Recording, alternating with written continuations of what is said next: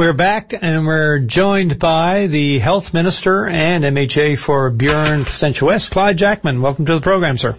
Good afternoon, Pete. How are you? Very good. How are things in your busy world? Well, it's a busy world, but it's a wonderful portfolio to be in.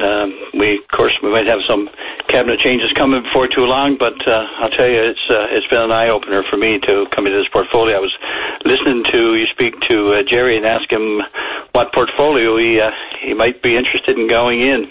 Well, I've been in a number. I believe right now I'm probably the longest serving cabinet minister in the cabinet right now, and I've had a number of portfolios. I've always taken... I wasn't aware, but that makes sense that you would be. You've been there for a while. Yeah, and the biggest thing that I've been pleased with is because of cross portfolios, you get to see that broader perspective of government, and the health one. The thing that I find about health, it's so personal. It's so personal. When someone's got a health issue, they can rant and rave and do whatever they want with me, but I just have to take it because it is so personal to them, and I understand that and I accept that, and it's quite the portfolio to have an experience in. I was interested in some of the comments. It seems when I hear people like Jerry and others talking about the change. If there's one thing I've learned in politics is that a day in politics is certainly a lifetime, that things can change rather quickly, and I'd say to people, don't count us out yet. There's things that are happening, and that's the reason I'm calling in today is to, while we know there's an election looming, that we have to do the work of the people of the province. And in the time that I've been in this portfolio, I went down to Pleasantville a few weeks ago and officially opened the long-term care, 461 beds down there, and to see the people that were in Hoyles, Escazone move down there. And Pete, I went through it and toured it, and I've gone to a number of the long-term care homes, and one of the things that I noticed, and after we went to a few rooms, and I said, how many rooms have windows? All of them. All of them had windows so that the people there get to look outside. They get to see, people walking up a road. They get to see traffic and whatnot. So, I think those types of things are so important. The other thing that I know that people are anxious about is the Waterford Hospital, and site preparation is underway for that, and we're looking at construction starting in 2016, and these are all very important facilities for the services that they provide the people of the province. And yesterday, I had the opportunity to be with our Premier Designate to open the Paradise Youth Centre. Mm-hmm. This is a centre that deals with youth from the age of 12 to 18 with very complex needs, mental health issues, and when you walk into these facilities, as a minister and as an MHA and just as a citizen of the province, you take a look at this and I can throw $1 at you and say, yes, well, it was $13 million, but that's not the thing. In that room, in that building, there are 43 staff that will be there working with these 12 youth.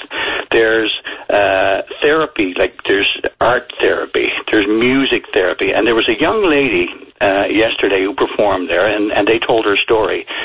She was having issues, and through music therapy, she now performs. She writes her own. This is some of what has improved her life so much. So in this facility, there are everything from physical activities, a small gymnasium, teachers on site that will provide the continuing education, and we know that is of such critical importance. We had a campaign, Understanding Change is Everything, because I think for so long, when it came to mental health issues, everybody was hush-hush about it. And until we start to speak and talk and understand it better, then it still continues to be a problem. But I think we've made a major leaps in that, and you can keep an eye out. There was a very positive response to our first campaign, that Understanding Change is Everything campaign, and now within the next few weeks we'll be ready to move into the second phase of that. And the first campaign was certainly well received by those who advocate for mental health issues. So these are the things, while politics is politics, we as a government continue to roll these very, very important programs out. The Grand Falls Windsor Youth Center that's opening up, 12 to 18 year olds, and these are with youth who got issues with substance use, and then of course in Harbour Grace we're going to be opening within a short while the center out there for 18 to 24 year olds, and again with the same type of issues. So my point in mentioning all these, Pete, is that while the political world looks towards the next election, I'm one of those looking towards that, we also got to make sure that we continue to look out to our youth, our seniors, the people of the province, and they deserve our full commitment. And I got to say, I was extremely proud and pleased to be in that little gymnasium yesterday with must have been 100 or so people there, from various sectors who thought this was a proud day for the youth of our province and for those who advocate on their behalf. No, I think you're right. It's an important thing, and obviously something we need to acknowledge and appreciate. And your government has done an awful lot. It has opened up lots of new facilities, has more in the works, and done lots of great things. Got full-day kindergarten on the way now in your old portfolio. But what is it? So what's going on? Have you gotten a bad deal from the press, from the public? Things went awry for a variety of reasons. But I mean, are you being held to a different standard, perhaps, than you should be? Do you think? And what's the solution, if any? Well, I think when you're in government, you are held to a different standard. I think somebody said to me within the first week that we had formed government, you know that you're on your road to defeat now, and you know that will come at some particular point. And the media, you ask us questions, and I should be able to answer them as a minister of the Crown. Sometimes some people say that we haven't done a good job of getting our message out there. You just mentioned full-day kindergarten, and I've said this, and I may have said it to you before. One of the proudest moments that I've had since I've been in government was when we announced that we were going to no longer charge for textbooks, and that we were going to eliminate fees, because I was a principal in a school where I saw that in September, when parents had to clothe their kids, had to buy their books, had to pay their fees, it was stressful for those first 2-3 months. So, these types of things, and all I can say is that, whenever I get the chance, I promote it and I say, this is what we've done as a government. And I've got to hope that, with a new leader in place now, that we've got a period of time that we can start to resonate with the public. I think we've done many things around open government to try and win back the trust of people, and I'm sincerely hoping that in due time that the people will see that we indeed are a government that have done much in this province. And I've got to tell you that, somebody can say, yeah, you're a politician, you're going to say it. Well, my thought on is that we have done much in this province for those that are, in need, like the types of things that I've just mentioned to you.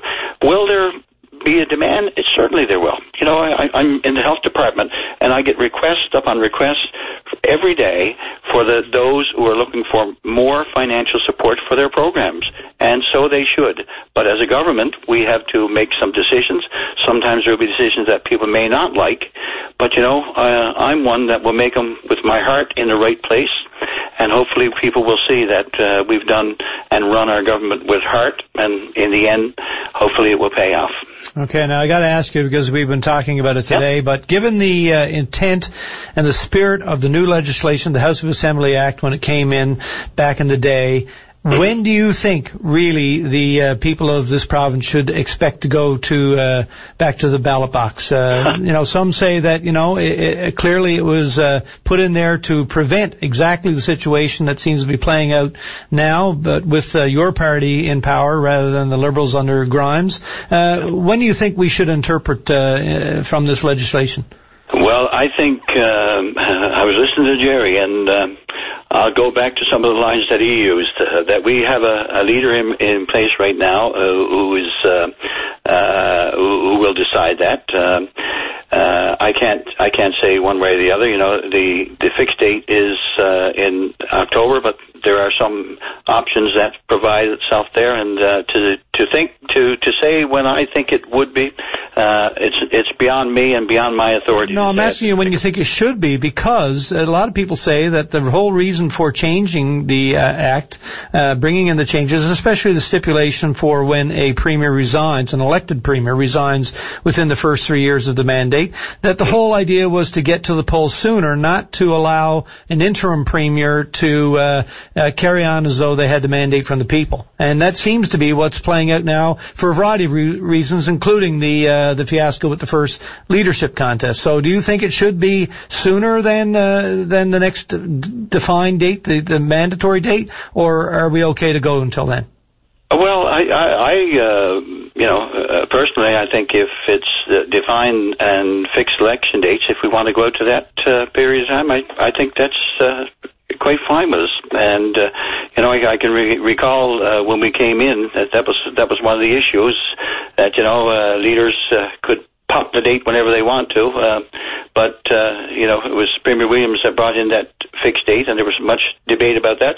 But the provision was put in there to go earlier should the Premier resign within the first 3 years, and now it seems to be the case that because of the way it's played out, he can go to the fixed date regardless.